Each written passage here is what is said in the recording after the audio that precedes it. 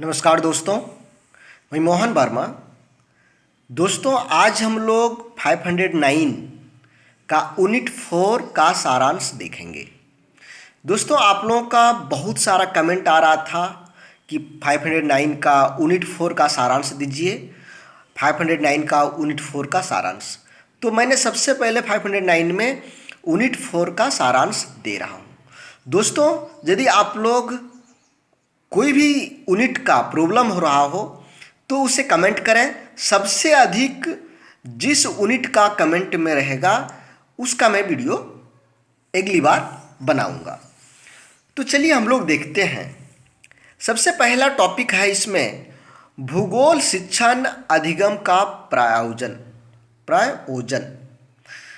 दोस्तों, हम लोगों को भूगोल शिक्षण अध्ययन क्यों पढ़ना चाहिए, आप इसे उद्देश्य के रूप में भी लिख सकते हैं कि भूगोल शिक्षण अधिगम का क्या उद्देश्य है।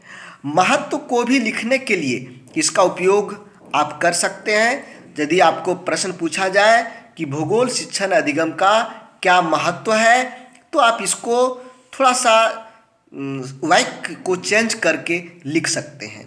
तो चलिए हम लोग शुरू करते हैं आज का वीडियो।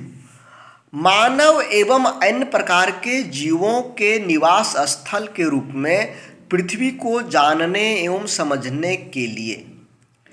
दोस्तों, एक्चुअली है क्या कि आप देखेंगे सभी लोगों के मन में उत्सुकता रहती है।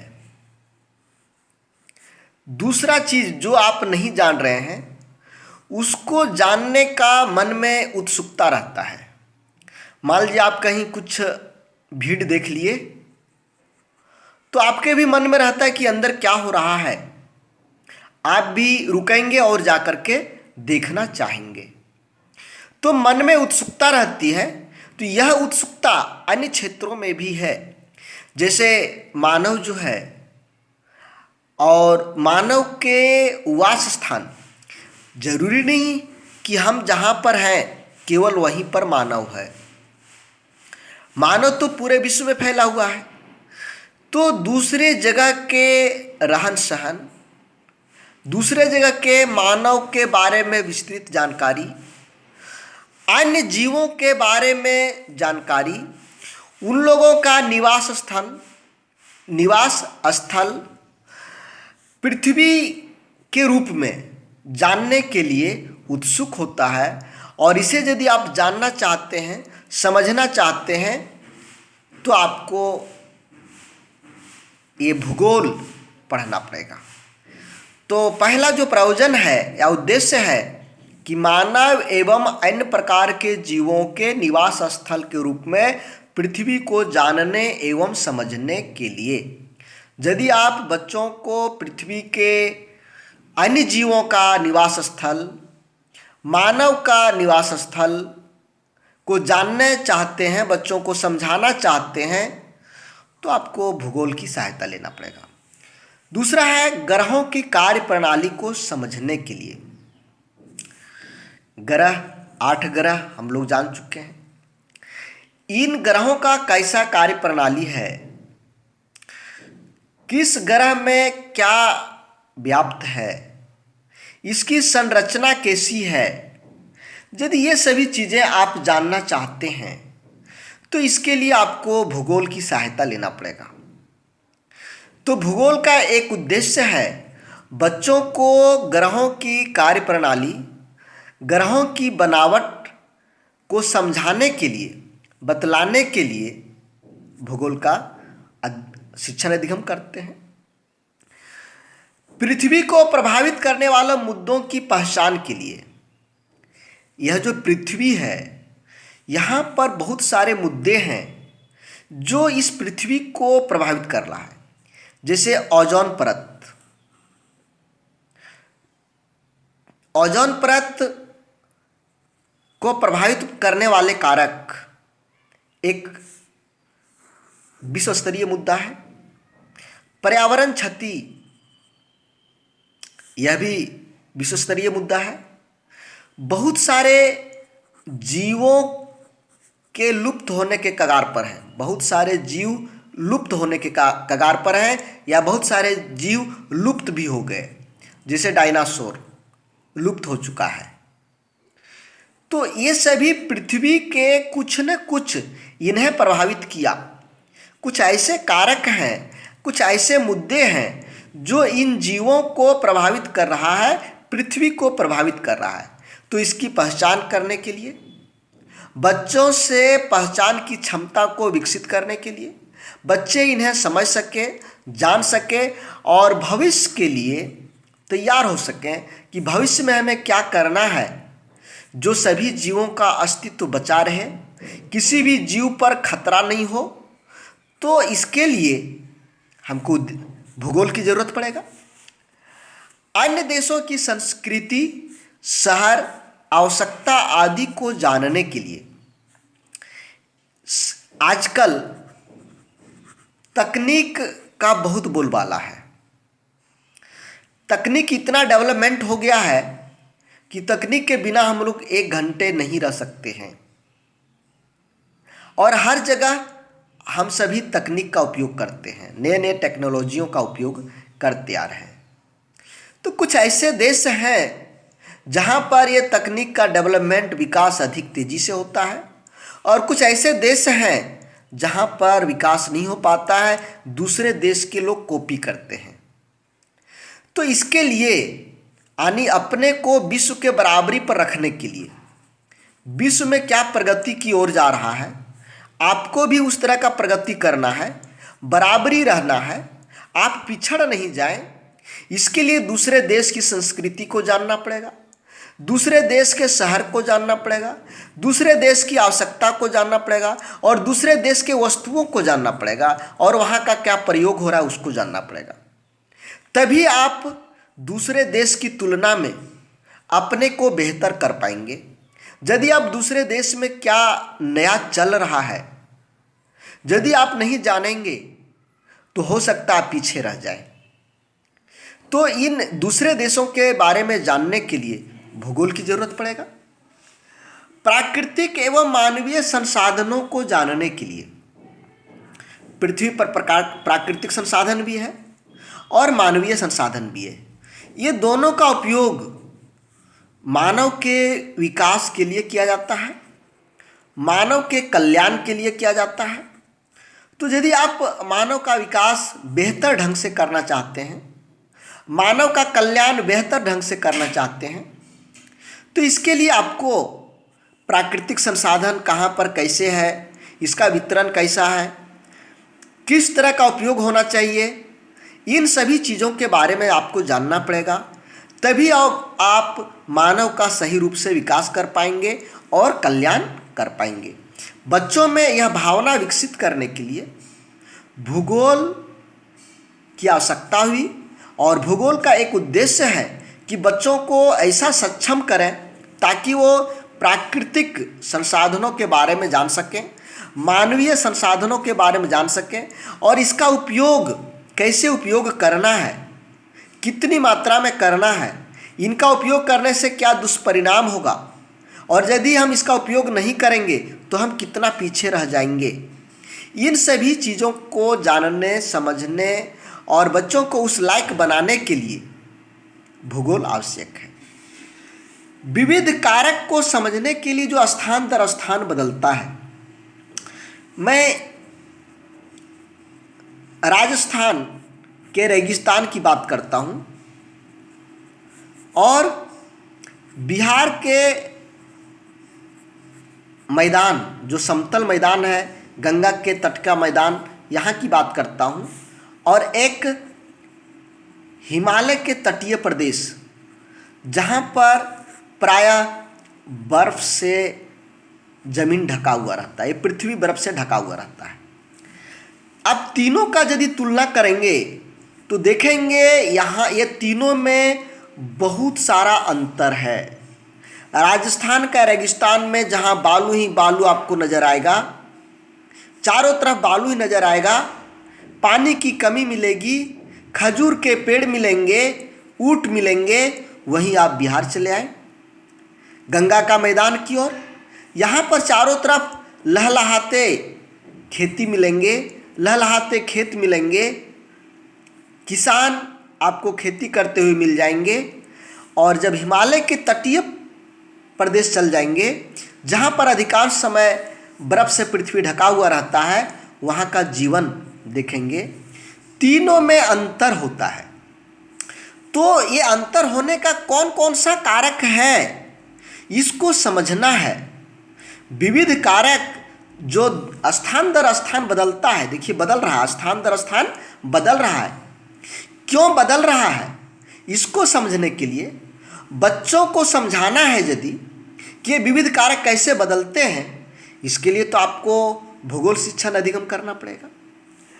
विभिन्न प्रकार के आकलन के लिए, मान लीजिए आप कोई सामान बनाने वाले आदमी हैं, आप सामान बनाते हैं और बेचते हैं, या फिर दूसरा कोई ये खरीदार है, उपभोग करता है। अब इसको आकलन करना है कि मेरा, मान लीजिए बेचने वाले का, व्यापारी का आकलन करना है कि किस देश में हम अपनी सामान को जाके बेच सकते हैं, कहाँ पर लोगों का क्या पसंद है। मान लीजिए आपने बनाया कोई एक खिलौना, तो ये खिलौना किन देशों के लोगों के लिए पसंद हो सकता है, किन देशों में यह खिलौना अधिक बिक सकता है, इसका आप आकलन लगाना चाहते हैं। वहाँ के लोगों के जीवन के बारे में समझना पड़ेगा, वहाँ के लोगों की आवश्यकता को समझना पड़ेगा, वहाँ के लोगों की जो मनोरंजन है, किससे मनोरंजन करते हैं उसको समझना पड़ेगा, वहाँ के खिलौनों के बारे में समझना पड़ेगा, वहाँ के बच्चों का मनोदशा के बारे में समझना पड़ेगा, मनोविज्ञान को समझना पड़ेगा। जब ये सभी चीज़ें समझ पाएंगे तब आप आकलन कर सकेंगे कि मुझे ये सामान वहाँ पर बेचने के लिए ले जाना चाहिए या नहीं ले जाना चाहिए। तो यदि आप आकलन करना चाहते हैं किसी क्षेत्र का, किसी विशेषता को लेकर, तो आपको भूगोल शिक्षण अधिगम की जरूरत पड़ेगी। विविध क्षेत्रों और देशों की अंतर निर्भरता को समझने के लिए, अब मान लीजिए ईरान, इराक आदि खाड़ी देश, जहाँ पर प्रचुर मात्रा में तेल मिलता है, इन देशों में प्रचुर मात्रा में तेल मिलता है। और एक दूसरा देश ले लीजिए जहाँ पर तेल कम मिलता है, जैसे मान लीजिए भारत, यहाँ पर तेल कम मिलता है। तो यह देश जो है, इन लोग तेल को बेच करके अपने को धनी बना रहा है, और ये लोग जान रहा है कि हमारा तेल पर ये सभी देश निर्भर है, हम इन लोगों को तेल देंगे तभी इन लोगों का जो दैनिक आवश्यकता की तेल वो ज़रूरत को पूरा कर सकता है। भारत का लोग सोचता है कि वहाँ तो केवल तेल ही है, अन्य वस्तुएं जो है सो हम यहाँ से देंगे। तो एक दूसरे पर जो अंतर निर्भरता है, इसको समझने के लिए विभिन्न क्षेत्रों में किस तरह से एक दूसरे पर अंतर निर्भर है, एक दूसरे पर कैसे हेल्प ले सकता है, इसको समझने के लिए, बच्चों को समझाने के लिए, दोनों देशों के बीच में संबंध क्या है, यह सब बच्चों को समझाना चाहते हैं, तो आपको भूगोल शिक्षण अधिगम की जरूरत पड़ेगी। साथ ही आर्थिक संसाधनों के वैश्विक वितरण, जो आर्थिक संसाधन हैं कहाँ पर अधिक हैं, मान लीजिए पूरा विश्व है, एक जगह पूरा केवल आर्थिक संसाधन पूरा है, दूसरा जगह कुछ नहीं है, तीसरा जगह देखते हैं हल्का फुल्का है। तो ये संसाधन का वितरण किस तरह है, वैश्वीकरण की जो प्रक्रिया चल रही है किस तरह से चल रही है, यह सब चीज़ों को बच्चों को समझाने के लिए, बच्चों को इसके उस लायक बनाने के लिए कि वो बच्चे समझ सकें, इसके लिए आपको भूगोल शिक्षण अधिगम की जरूरत पड़ेगी। चलिए आगे देखते हैं। उसके बाद का टॉपिक है भूगोल क्या है। अब इसको समझिए, भूगोल क्या है। भूगोल शब्द यूनान के दो शब्दों जियो और ग्राफोस से बना है और इसका अर्थ होता है पृथ्वी का वर्णन। भूगोल किससे बना, जियोग्राफी यानी जियो और ग्राफ से, और दोनों का अर्थ होता है पृथ्वी का वर्णन करना। तो पृथ्वी का वर्णन करने के लिए जो शब्द का उच्चारण होता है वह है भूगोल। पृथ्वी का परिदृश्य स्थान दर स्थान बदलता है। हम लोग अभी देखें कि कैसे कैसे रेगिस्तान, बिहार का मैदान और ये आपका हिमालय का तटीय प्रदेश किस तरह से बदलता है। वहाँ का स्थलाकृति कैसे बदलती है, जलवायु कैसे बदलती है, मिट्टी कैसे बदलता है, वनस्पति कैसे बदलता है, प्राकृतिक और मानवीय संसाधन और संस्कृति कैसे बदलता है, इसका अध्ययन आपका भूगोल है। इन सभी को अध्ययन करने के लिए भूगोल यानी इन सभी का अध्ययन ही भूगोल है। अंतरिक्ष की बनावट कैसी है, उसकी कार्यप्रणाली कैसी है, इसका अध्ययन भूगोल है। भौतिक लक्षण के साथ साथ मानवीय व्यवहार का अध्ययन भूगोल है। यह आकाश के परे परिदृश्यों के वितरण, स्थान और सांद्रण के प्रतिमान का अध्ययन करता है, उन्हें प्रतिपादित करता है और इन्हें प्रतिमानों की व्याख्या करता है। भूगोल क्या करता है, आकाश के परे परिदृश्यों के वितरण, स्थान और सांद्रण के प्रतिमानों का अध्ययन कराता है और इसको प्रतिपादित करता है। यह मानवीय सत्ता एवं उनके भौतिक पर्यावरण के बीच के अंतःक्रिया से उत्पन्न परिदृश्यों के बीच का अध्ययन है। भूगोल जो है, जो मानव यहाँ पर जो भी काम कर रहा है, यहाँ पर हम जो काम कर रहे हैं, इसका संबंध किसी न किसी तरह से हमारा पर्यावरण पर पड़ रहा है। जो भी कुछ हम काम करते हैं, या तो उसका एक अच्छा प्रभाव या तो फिर बुरा प्रभाव पड़ता है। तो ये सभी प्रभाव को जानने समझने का जिससे हम जान समझ सकते हैं, वही भूगोल है। दोस्तों, यदि आपकी तैयारी आज तक 0% है तो चिंता नहीं करें। ये जो अभी आप नोट्स देखे, ये तो समरी था। इसके पहले मेरा वीडियो में नोट्स का वीडियो आप लोग देख चुके होंगे, तो मैं नोट्स बना के रखा हूँ जो सरल भाषा में है, एकदम पूरा सरल भाषा में है। एक बार पढ़ेंगे आपको लर्न होने की पूरा चांसेज है। और आप सभी जान रहे हैं कि 501 से लेकर 507 तक के एग्ज़ाम में मेरा नोट्स ने आप सभी को बहुत ही मदद किया था। आप सभी लोगों ने मेरा नोट्स को सराहा था, बहुत मदद हुआ। तो यदि आप बेहतरीन तैयारी 508, 9, 10 का करना चाह रहे हैं तो इसके लिए आप इस व्हाट्सएप नंबर पर मैसेज करें। 2 विषय का मात्र आपको 50 रुपये लगेंगे, सस्ता भी है। आपका व्हाट्सएप पर ये PDF मिलेगा। आप कैसे 50 रुपये मेरे पास भेजेंगे, नोट्स आपको कैसे पहुंचेगा, इसके लिए इस व्हाट्सएप नंबर पर मैसेज करें। 508, 9 का नोट्स या 508, 10 का नोट्स चाहिए, ये लिख करके मैसेज करें, मैं आपको रिप्लाई करूँगा। आगे देखिए, भूगोल का प्रभाव क्षेत्र।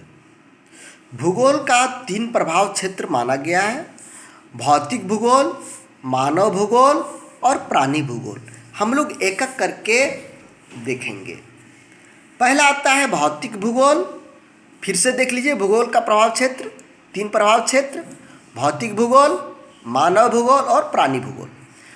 भौतिक भूगोल में पृथ्वी की सतह के प्राकृतिक गुणों, उनके विकास और प्रक्रिया का अध्ययन होता है। पृथ्वी के प्राकृतिक गुण, जो पृथ्वी का प्राकृतिक गुण है, उसका विकास कैसे हुआ, उसकी प्रक्रिया क्या है, इसका अध्ययन भौतिक भूगोल में हम लोग करते हैं।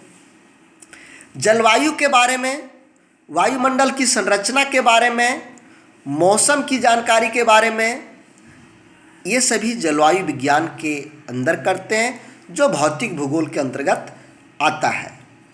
जल मौसम विज्ञान, समुद्रों का अध्ययन करने के लिए, झीलों का अध्ययन करने के लिए, नदियों का अध्ययन करने के लिए जल मौसम विज्ञान आता है। यानी भौतिक भूगोल का एक अंग है समुद्रों का अध्ययन, झीलों का अध्ययन, नदियों का अध्ययन। उसके बाद आता है मृदा भूगोल, जिसमें भू निर्माण की प्रक्रिया, मिट्टी कैसे बनती है, मिट्टी का प्रकार, उनकी उत्पादकता की स्थिति, वितरण, ये सभी का उपयोग का अध्ययन, ये सभी यदि आप करना चाहते हैं तो आपका ये भौतिक भूगोल के अंतर्गत आता है। उसके बाद आता है मानव भूगोल। यहाँ देखिए, मानव भूगोल है। दूसरा पार्ट क्या है? जैसे पहला पार्ट था भौतिक भूगोल, दूसरा है मानव भूगोल। मानव से ही पता चल रहा है कि ये आदमी से संबंधित, मानव से संबंधित भूगोल होगा।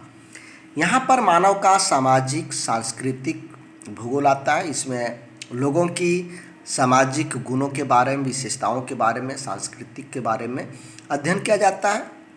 जनसंख्या और बस्ती भूगोल में जनसंख्या के बारे में अध्ययन किया जाता है, कहाँ पर ज़्यादा जनसंख्या है, क्यों है, क्या कारक हैं जिसके चलते कहीं ज़्यादा है तो कहीं कम है। बस्ती भूगोल इसी के अंतर्गत आता है। उसके बाद आर्थिक भूगोल होता है, किस तरह से एक जगह लोग ज़्यादा अर्थ का उत्पादन कर पा रहे हैं, रुपए पैसे ज़्यादा कमा पा रहे हैं, दूसरे जगह क्यों नहीं कमा पा रहे हैं, कौन कौन से कारक हैं। यानी यहाँ पर आपको रुपए पैसे से संबंधित आर्थिक क्रियाएं कौन कौन सा काम है, इन सभी के बारे में आपका आर्थिक भूगोल इसमें आता है। उसके बाद ऐतिहासिक भूगोल, जो इतिहास में कुछ हुआ है जिसे हम लोग को जानने समझने की, मान लीजिए ताजमहल, लाल किला वगैरह आपका ऐतिहासिक भूगोल में आएगा। राजनीतिक भूगोल में जो अभी का शासन तंत्र है, सरकार है, इन सभी के बारे में जानना समझना, कौन सा सरकार कहाँ तक फैला हुआ था, कौन सा राजा कहाँ से कहाँ तक था, इन सभी की जानकारी आपको राजनीतिक भूगोल में आता है। और अंतिम आता है प्राणी भूगोल। प्राणी मतलब और जो जीव जंतु बच गया, मानव तो हो गया, भौतिक भूगोल हो गया, अब जो जीव जंतु बच गए जिसमें पादप भूगोल आ गया, यानी पेड़ पौधा के बारे में, प्राकृतिक वनस्पति के बारे में पढ़ना होता है, उसके निवास स्थान के बारे में पढ़ना होता है, यानी अधिवास के बारे में, प्राणियों का भौगोलिक लक्षण के बारे में और उसका अधिवास, पारिस्थितिक तंत्र के बारे में होता है, और पर्यावरणीय मुद्दों। दोस्तों, इसमें एक चीज़ आप लोगों को पाठ योजना बनाने के लिए कर सकता है, कोई भी विषय को चुन करके, ये भूगोल विषय का कोई एक पाठ को चुन करके एक पाठ योजना बनाने के लिए कर सकता है। इसलिए पाठ योजना बनाने का प्रयास कर लेंगे, इसको देख लेंगे। चूँकि सभी लोग पाठ योजना बना करके जमा किए हैं आप लोग, तो पाठ योजना से संबंधित एक पाठ योजना आप खुद से तैयार कर लेंगे। दोस्तों, फिर से हम लोग मिलते हैं नेक्स्ट वीडियो में, तब तक के लिए धन्यवाद। जय हिंद।